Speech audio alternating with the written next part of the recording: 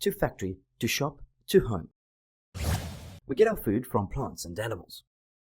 Farmers grow crops and raise animals. They then sell the crops or animal products. They are sent to factories where they are processed into products that we can eat. Let's look at how a cheese sandwich starts off on a farm and ends up on our plate. Farmers grow wheat. When the wheat is ripe, it is harvested using a harvester. The wheat is sent to a factory where it is milled and made into flour. The flour is packed into bags. A truck takes the bags to a bakery. At the bakery, the bakers use the flour to bake bread.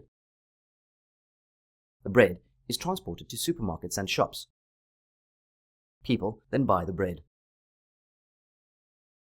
Some farmers have dairy cows. The cows are milked by milking machines. The milk is stored in a cool tank. It is then pumped into refrigerated tanks on trucks and taken to a factory. In the factory, the milk is pasteurized to kill any harmful germs. This milk then goes to a cheese factory. Here, things are added to the milk to make it thicker. This is cut into pieces and pressed to remove the liquid. What remains is cheese. The cheese is then packaged and transported in refrigerated trucks to supermarkets and shops. The raw products, wheat and milk, are processed at factories to make bread and cheese.